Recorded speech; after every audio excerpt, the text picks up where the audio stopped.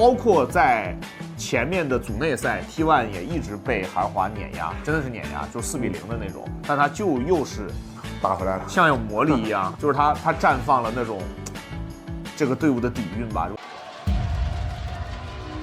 同学们，欢迎来到我们这期的 MSI 赛事前瞻。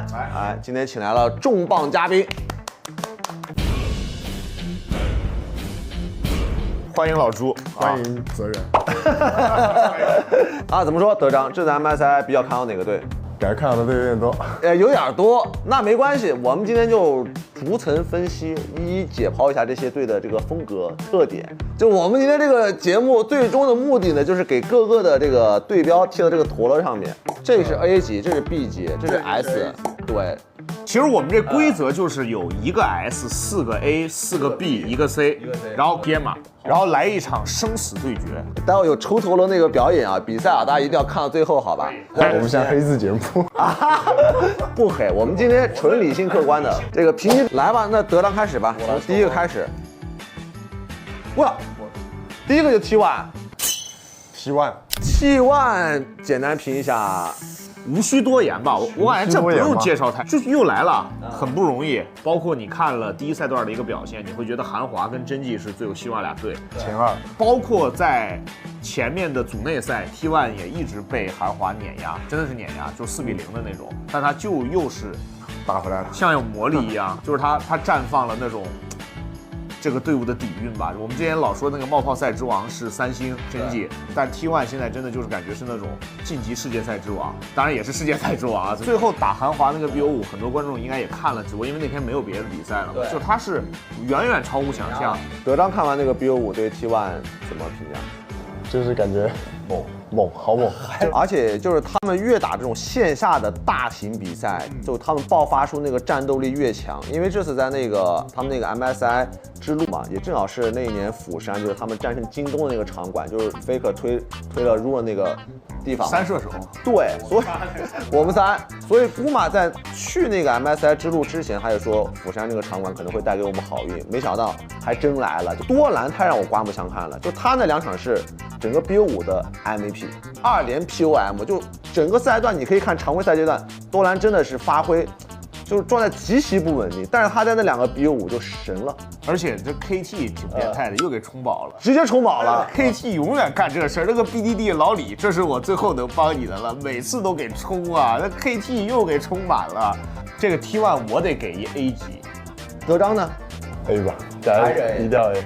那我也是 A 呀，这应该 T1 拿 A 应该没有悬念，好吧？比较好聊。这个类型怎么说？就类型，我感觉 T1 是进攻型的，我也觉得差不多。就是如果在 LCK 算，他们一定是进攻，肯定是进攻型。因为这赛段，我个人认为，可能 T1 这里表现最好的可能是这个 Owner， 就他整个的赛段表现太稳定了。我来把它贴上。进攻型 A， 好吧，没问题，没问题。行，那我们 T1 也评过级了，那给 T1 来一个这个选个陀螺吧，好吧，就从 A 级里面抽红的吧，稍微有一点红的。那贴最上面吧，好吧。下个队吧。哎呦 G2， 老朋友了，这很一般。今年我说实话，人员配置有点太老龄化了。然后新来的俩哥们儿绝对不如伊科和 Miki。哎，是不是有点像微博啊，兄弟啊？突然想起来，微博3C， 你有点搞我天哥，天哥比那兄弟强。不是，他跟微博有一点比较像，就是之前的野辅，其实效果也就是挺好的，没有到说有问题，但是就硬换那个伊科，主要伊科走的好伤啊，真好伤啊！打野欧洲涅槃，绝对欧洲涅槃。就我看了几把那个 BO5，我涅槃不是指某个人，是指他玩的像涅槃组打野。他的风格可能现在让这只 G2啊，就打法有点防御了呀，有点太防御。而且就是那个勒布朗，说句实话，跟1.0上去没啥区别。然后这3C 只有 BB 还保持着一定的水准，那个剩下那个欧哥和老帽这俩哥们儿都有点退化。如果老帽这还签到27年了，老帽那个季中的时候直接降薪续约，续到27年了。感觉就这次G2的，我顶多给个 B。我也给个 B， 就最多给个 B， 应该是差不多。那我们是3B 是吧？而且这防守型绝对防守型，防御型就这队他都不主动出击，基本上入围赛能不能出来，都持观望态度。你这么一说，感觉有了。真的吗？有这么不看好吗不？是你入围赛还是能打出来的吧？挺硬的吧，在入围赛里啊，入围赛鱼塘啊都是。在前面这个投了选一个，随便来。随便来一个吧。好，激素也被我们评为了 B 级陀螺，好吧？好，我们下支。那你也提到 AL 了，好吧？训练赛无敌的 AL， 我们拼一下，好吧？这感觉不用多介绍，这个相当于我们的一号种子嘛。对，1号种子，然后我们的优胜者，优胜者，优胜者。你别笑，就是这个队伍很明显是，双 C 后期上单稳住，野辅起节奏，主要是野辅吧，我觉得主要上单团队，他对上单对，主要是稳住，然后打到对后面起作用嘛。加上我觉得这个队特别有纪律性，它其实是有一点，就是说 LPL 近几年比较少的那种特别有纪律性的队伍。哎，其实我想了一下，上一个这么有纪律的，可能还是23京东，但是23京东我感觉纪律性这方面可能还，但23主要有卡纳韦，你知道吗？就是卡纳韦不是一个很纪律有时性。候不太纪律。然后 AL 这个纪律性可能是最近几年就 LPL 应该是最严谨的队伍了吧。因为一般来说，强队的打野，你如果搏上限是不能很纪律的。我说实话，除非你3C 特别猛，比如说像三叔那种队友，真纪的那种队友，就是老赞是罕见的在很纪律的同时，又能把上限拔得很高，这真的很厉害。而且在这个全局 VP 对，下，然后加上因为对一些换线的研发嘛，然后其实野辅就现在游戏慢慢变成野辅是比较掌握节奏的，因为你可能你上下的分线要看打野最后那个野区刷完野，它那个落点在哪里，所以说这个队如果是野辅特别突出的话，所以还是很强，所以他们也是优胜者。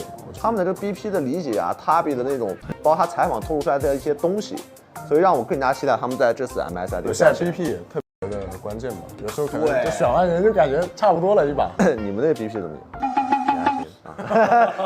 先不聊，先不聊，怎么说？哎，风格上我觉得算持久型，因为它都有一些。他风格跟那只 S 挺像的。对呀就为什么我们说这个小超威呢？对吧？老乡人称小超威呢，就确实挺像的。好，BLG 啊，怎么说？这个就进攻型的 A 啊，这个感觉都不用多说吧。就在我的看法里，首先是北川已经就是尽力了，就他原来的这个赛场经验。支持不了，他说在优胜者的决赛上还能说 C 比赛，压力太大了，压力太大了，压力真的太大了。然后加上就是他这个玩法，然后第二就是我不觉得说 BLG 的打法有多大变化，而是 BLG 的打法一直没变的情况下，选手的操作跟个人实力下降了，导致支持不了原来这种比较碾压嘛，刀尖舔血的玩法。这是我的观点，就是职业选手同不同意？虽然这个实话有点难听，尤其是3C 吧，他3条线的实力相较于23、24有没有下降？一定是有的。我也是，我觉得辅助是有进步的，辅助欧文绝对是的。那这个问题出在哪？是因为年龄，还是说版本，还是说全局？说实话，去年那个事儿感觉有一点我懂你心态的，对，就可能是最后一关没有冲过去，可能有一点点麻木的感觉。一鼓作气嘛，这个其实也能理解吧，我觉得。因为我对这支 BLG， 我是感觉他们最有冲劲、最让人能看到那种劲儿的时候是23年，其实不是说24年，因为23年我感觉那支 BLG 好有劲儿啊。主要23年没替补啊。对啊，就是23年阵容完整啊，就是23年，我觉得更多的是挑战者的身份。对，你挑战者。然后再加上23年有老高，对吧？